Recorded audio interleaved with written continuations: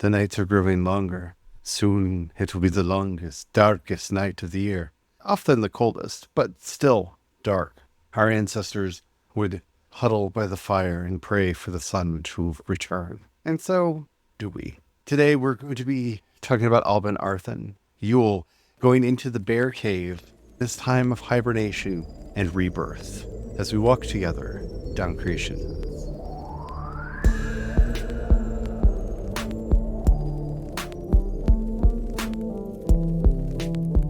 Hello everyone, my name is Charlie. I am a Christopagan Druid and priest of Bridget. Hello everyone, my name is Brian. I am a Christopagan Druid and sous chef to the Duality. Today we're going to be talking fairly specifically about Alban Arthan and what that means to us, a little bit to the tradition broadly, and having what will hopefully be a festive Yule celebration for all. But before we get into all that, don't forget, if you haven't already, to click like, subscribe, follow, whatever the terminology happens to be, on whatever app you are listening to us on. We do original Christopagan and Druid content 5 days a week, Monday through Friday on this podcast, and you don't want to miss a thing. We got a lot of stuff coming up. All right, let's just get into it. Alban Arthan, which I know I am probably pronouncing poorly. I am currently trying to study Irish because that's where my roots are, and I'm hopefully getting better at my Irish pronunciations. Welsh is tricky for me, mainly because I listen to several native Welsh speakers. They pronounce some of these words differently themselves. Regionality is a thing, and I had already had a problem pronouncing Welsh to begin with, and hearing these kind of regional pronunciations of Welsh has not clarified for me the pronunciations. So I apologize to any native Welsh speakers out there. I just want to get that off my chest early because I know I'm probably butchering your beautiful, beautiful language. I love hearing Welsh. I'm just really bad at pronouncing it. Alban Arthan literally means the time of the bear, or the season of the bear, and is the traditional Druid name for the winter solstice. Now, again, I say this a lot, and I apologize if you've been a regular listener, but we have new people come in on every episode, so some things just need to be repeated. When I say traditional Druid, I'm talking maybe for 60 years, maybe for 300 years. I am rarely, if ever, talking about back to the time of the ancient Druids that would have interacted with Julius Caesar and the rest, because a lot of that tradition has been lost and reconstructed over time. The tradition that we practice today, at best, dates back to about 300 to 500 years ago. We do our best to connect back to our roots, but don't let anybody trick you into believing that this is actually the same practices and language. I do believe that Alwyn is forever and that Alwyn is real. And so because we are practicing an Alwyn or Imas tradition, we are connecting to the same inspiration that inspired them.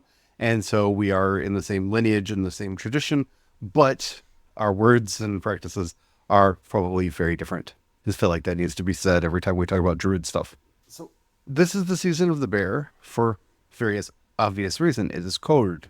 We're going into the caves. We are going into our hibernation mode. And prior to modern conveniences like the automobile or the central heating, yeah, you probably huddled in the one room that had the big hearth in it so that you didn't get too cold. As somebody who grew up in a house heated by a wood burning stove, you don't want to get too far away from the wood burning stove.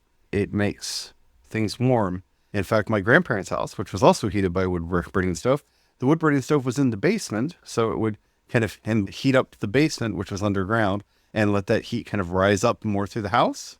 But the center of the house, which is where the wood burning stove was always warmer than any of the periphery rooms in the house because of that. And they only had the one because we were not wealthy. Most houses back in the day only had the one wood burner that was somewhere central to the house. And so it very much was going into the cave. You know, our modern world feels very old to us because we grew up with it. But just a few generations back, the context for our lives changes greatly. And this really was that time of hibernation. It is cold outside. Yeah, we can bundle up. Yeah, we can try to do with the best we can, but the days are short. The light hours are short. You got to stay warm. A lot of people do just cuddle into their house this time of year. and we're no different. I always like to remind people, today we have these lovely modern personal heaters. You can just plug it in and have it just like sitting right next to you, warming your little personal space. And that technology was technically around for a long time, except for you had to heat a rock, usually that you put into a pan that you then stuffed under the blanket with you and hopefully didn't burn yourself. There was still personal heating, but it was... I'm old enough to remember when hot water bottles were a necessity. Yeah. That one of the last things we would do at night would put pans of water on the stove to heat up, pour them into a hot water bottle, and then we'd take those hot water bottles and we'd put them into our bed to warm it up before we would get into it.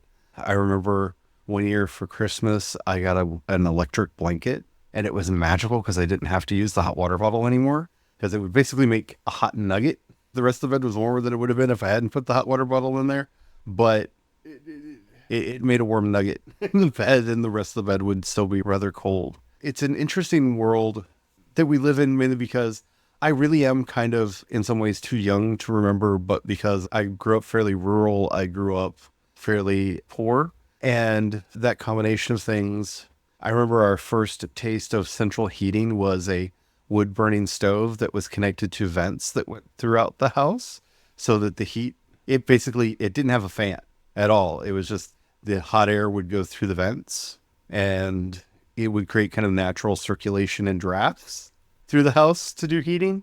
It's like when somebody talks about this new hydronic heating, basically where they have heated tubes of water that run through the floors to heat the room and stuff. And I'm like, yeah, this was the older version of that very same tech was radiators, basically. That's kind of how the Romans heated their homes, but this is really that time where we're going into that hibernation. It is important for us to honor that. This is one of the reasons why I personally don't like the strong connection between the Via Negativa and grief and pain.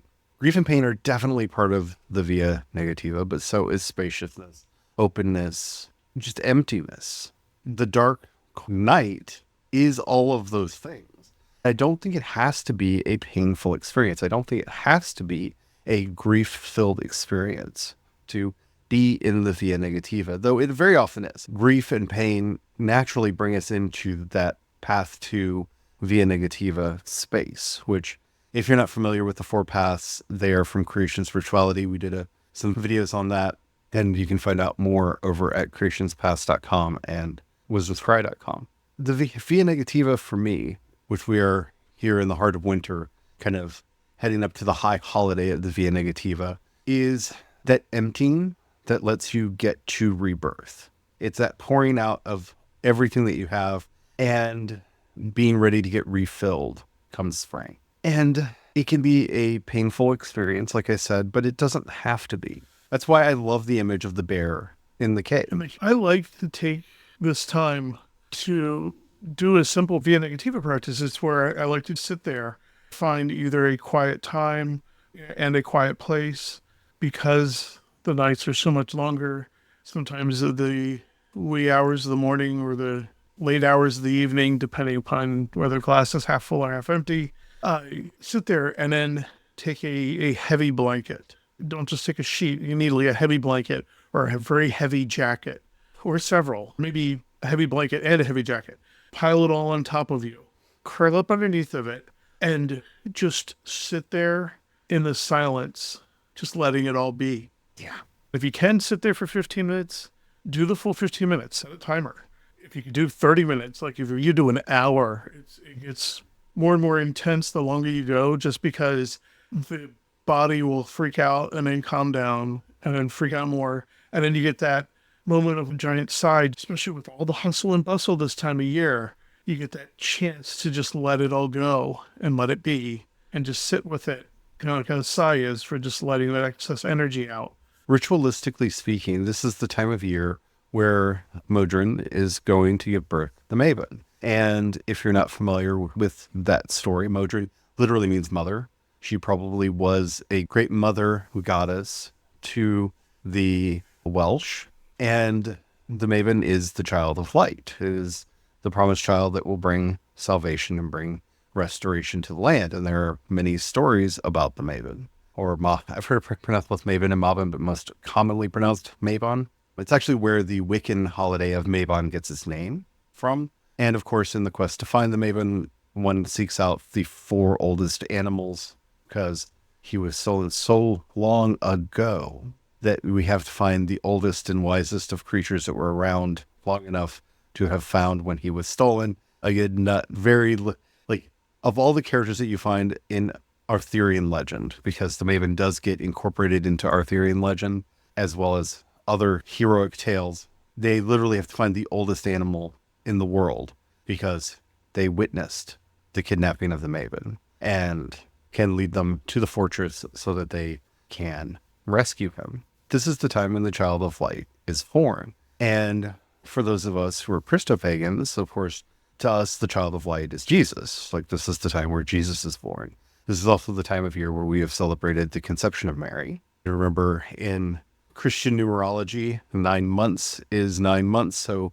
if we celebrate her conception in December, that's December, January, February, March, April, May, June, July, August, Mary's born. That's exactly 9 months later, that's when the child is born. This is also what we see with Jesus. Jesus is conceived in March and born in December. These pairings are really important to us. We have the conception of the mother this month. We have the birth of the child this month, and that return of hope. And if we need anything this year, I think so many of us need a return of hope.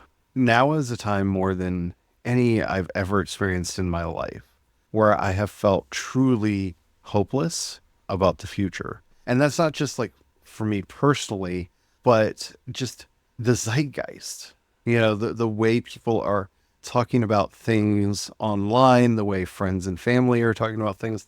Everyone seems to have given up. Everyone is in this mindset of it's over. I've had serious conversations with both friends and family members of you have a go bag in case things get serious, right?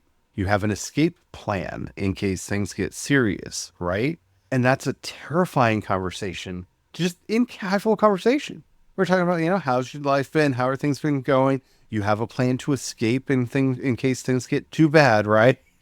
That casualness that I'm seeing right now from a lot of different quarters. And I'm not just talking about like crazy leftists that I talk to. I'm talking about some of the most milquetoast centrists I know are having those conversations with me and are discussing their escape plans. That's hopeless. Like, that is hopelessness personified when you're contemplating what and how you might have to flee your home because things might get that bad. I mean, I don't disagree and I don't not understand the conversation. And yes, we actually have plans because we're feeling that too. We're seeing the unrest. I live in a place where we hear random gunshots all the time and we never know what they're for and why. Just today, we had a bunch of them not that far away from the house and we still don't know what was going on.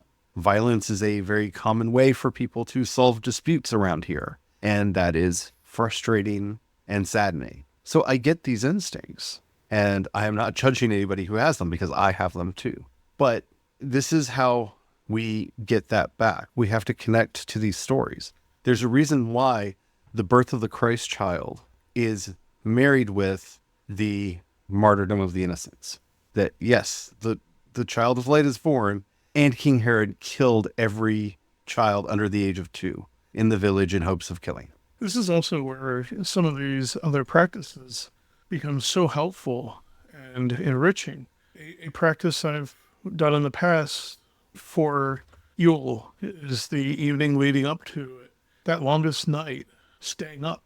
It's like the parallel practice to the summer one. Staying up through that part of the night. When you get to that, it's not just before dawn, it's actually a little bit before dawn. When you get to the darkest, longest point of the night, and the darkness just seems to consume everything, and it actually goes silent. And it's a deep silence. It's the type of silence that just penetrates your very being. It's almost painful.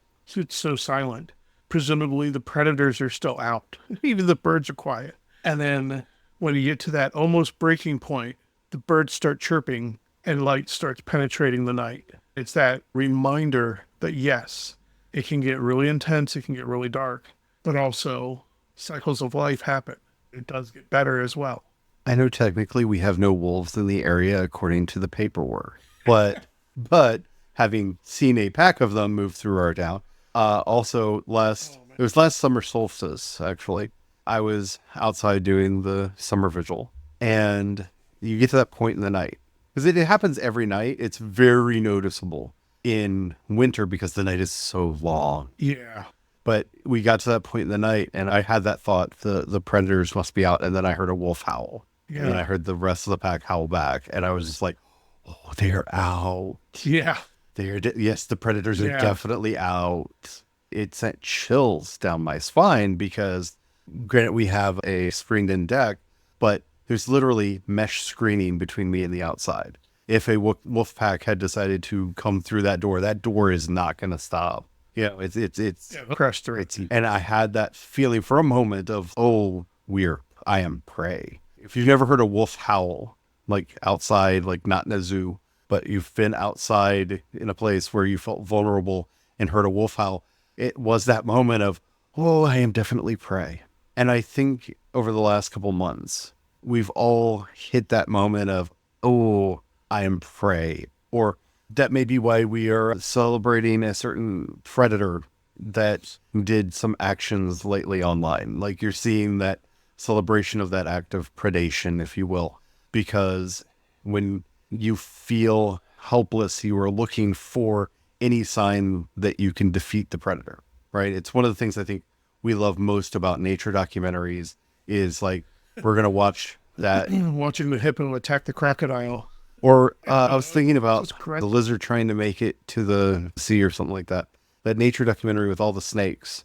And you see it running and snakes are coming out of everywhere. And the camera zooms out and like all you can see is just writhing coming after this lizard as it's just racing away. And that relief, that exaltation that hits us when we see it get away. And yes, there are people that respond differently when you get to actually see the kill in a nature documentary.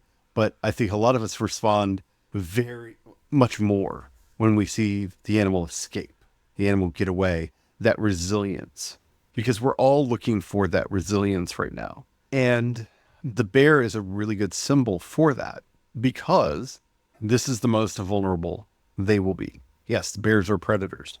They're scary predators. I never want to run into a grizzly or a polar bear in the wild ever. Kind of don't want to run into any kind of bear, but especially those because I know I am meat and they will gladly eat me. But food has gotten scarce. They put on as much weight as they can.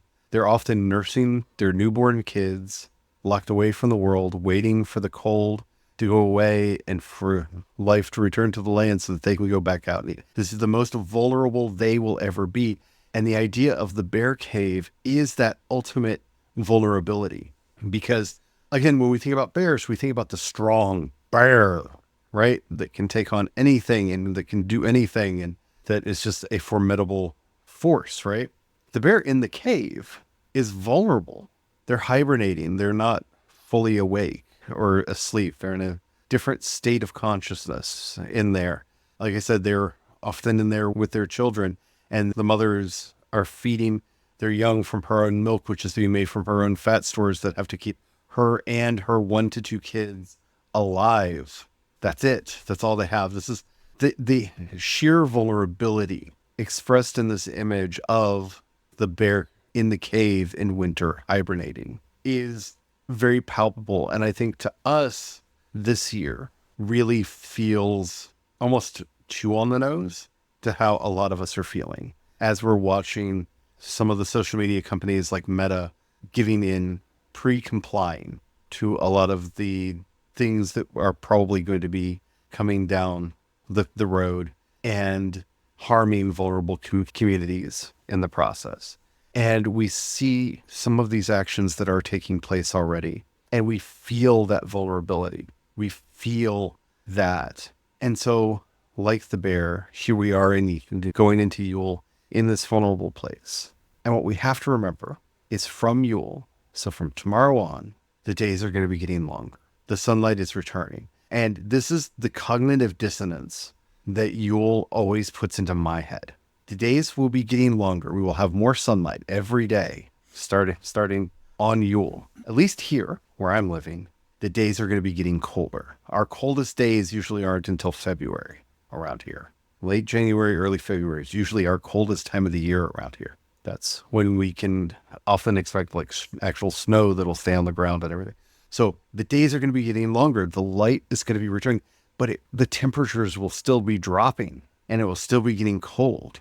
So while one of the indicators that spring is coming has changed, the others are lagging behind. So this is midwinter. This is the middle point. There's still a ways to go until spring.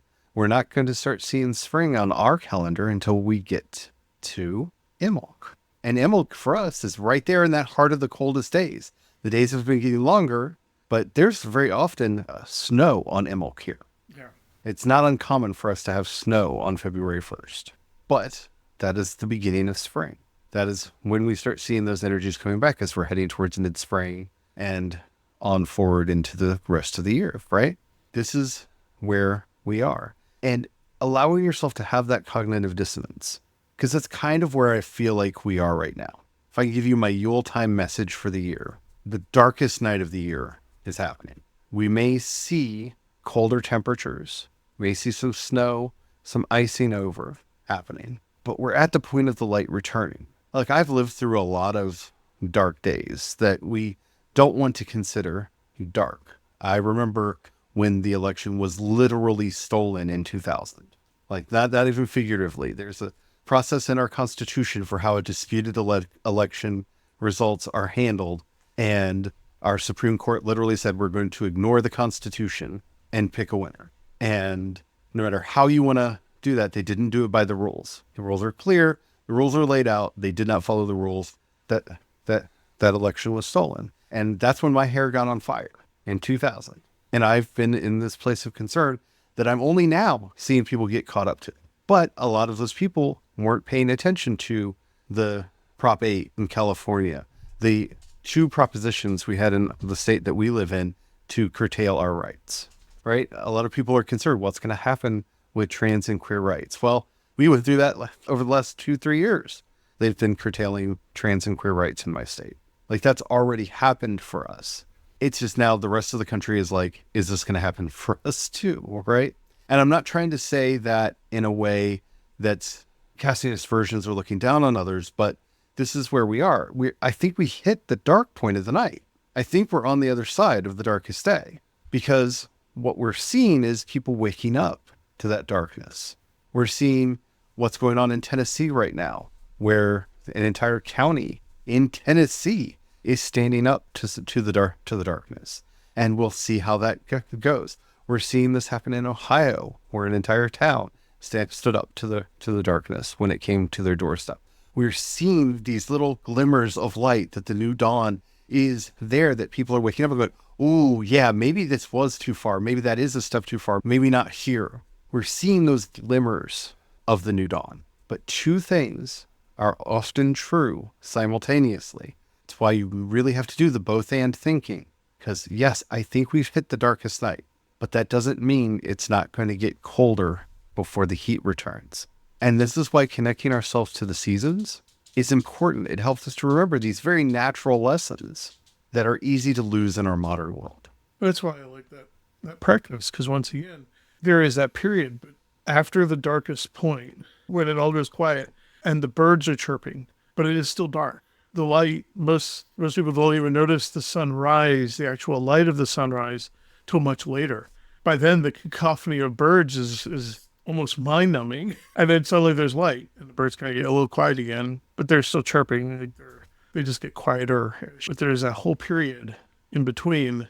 So hopefully this connected with you and helped you to both understand a little bit of the practice of Alban Arthan, of the practice of Yule, and hopefully helped you connect with what's going on. Because I know while a portion of our audience is outside the country, those of us who are here in the United States are struggling right now, especially with a lot of uncertainty. I know in our town, we're struggling with a lot of it because a lot of the factories have already started making threats about the new year, and a lot of jobs may evaporate in the new year. And there's a lot of worry and a lot of doubt. And I'm not saying that I know for sure, but the cold lags behind the light. the darkness, I think we hit our peak.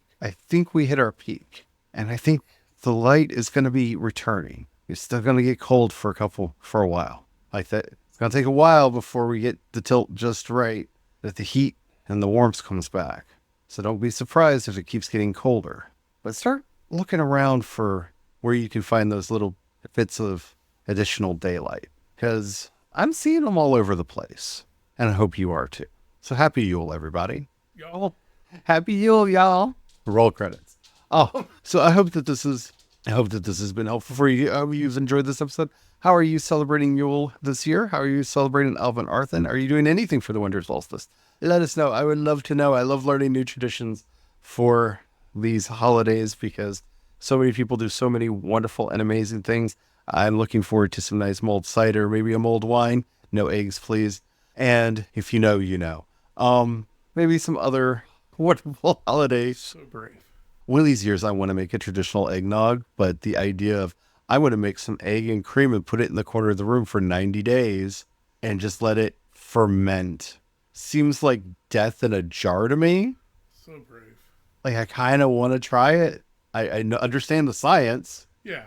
But at the same time, putting eggs and milk in a jar and kind of leaving it out to just fester for 90 days. Just feels like death in a jar. It was about knowledge and wisdom and understanding. Which, if you don't know, that's how traditional eggnog was made. It's traditionally a fermented beverage. Yes, it has eggs in it. Yes, the chemistry does keep it from apparently becoming poisonous. Even if I made it, I don't know if I could drink it. But one of these years, who knows? Give it a try. This feels like, and that's how I get botulism to me. But anywho, I would love to know how you celebrate, how you do your merrymaking, which we really need to bring back, make Christmas dangerous again, and that everybody should be out there having parties, throwing parties, just having all the fun that they can, because that is what this time of year is for. I do love that we made that our theme this year, and I'm starting to see other people. I don't think we had anything to do with it, but I'm starting to see other people pick up on that, make Christmas a thread again. I love it. Let us know. If you're watching us on YouTube or Spotify, you can leave a comment right there. If you're listening to us anywhere else, even if they say you can leave a comment, they won't let us know. So head over to creationspast.com, click on chat. You can leave a comment there. We will be able to see it and get back to you while you're there. If you have a few dollars you can pass our way, you can think about joining a membership over there. Thank you to our newest member. You are amazing. It really does help us out a lot. You can do monthly or annual over there. Or if you want to do a one-time gift, you can go over to our Ko-fi. We also have a Patreon. We're thinking about throwing a fourth wall. Let us know what you think about all that as well. I'm C. Dorset on both Patreon and Ko-fi. Thank you so much to everybody who gives. It really does help us out. Helps us to keep a roof over our heads, food on our table, and the power on. If you don't have any money and you'd like to help us out, please consider sharing the podcast with other people. Helping us grow really does help us out a lot because, well, we do this for the love of it. We want to get these kinds of messages out there to people, and you do so much to help us get that out, and we want to thank you so very, very, very, very, very, very much. And for those subversives out there, subversive pagans out there, if you've felt assaulted this season by a war on Christmas person in public, and they say Merry Christmas in a very aggressive manner at you, just remember, Merry Christmas is about getting very drunk. So just with all joy, reply back to them, Merry Christmas, because you're just wishing that they would go get drunk, because obviously they need to relax. Yeah, there's a difference between merrymaking with a kind of punch. It was kind of, yeah. Very, very. It would be like saying Four Loko Christmas to somebody. It was a very strong punch with a lot of sugar in it, so it hit you really fast and really hard. Gets you really drunk and hyper. And wonderful combinations for a party that you want to get very ruckus and out of hand. Yeah, which is why I've always been very fond of Merry Christmas. And I've seen a lot of people bringing this out this year. I'm very glad to see it. We need more merrymaking in this country and in this world. Well, for happy holidays or whatever it is for the particular festivities. But for those that want to be aggressive about it, I definitely they get very chuffed too. So they say it almost as a test, and I reply back with all the cheer and all the intention of may they get very drunk, knackered, and make a public display of themselves. Merry Christmas. Make merry responsibly. Don't make merry and drive. Yeah, do not make merry and drive. Alrighty. Thank you all so very much. And as we are leaving you this day before Yule, oh, blessed Mother, divine goddess who controls the universe, who made us all, in whose image we are formed, in whose likeness we are constantly made, guide us as we celebrate the birth of the child of light within us and within the world, to bring back the light from the darkness and to restore what has been lost. May we find peace, compassion, love, and joy in the new year and in all of our days to come. Amen. Amen.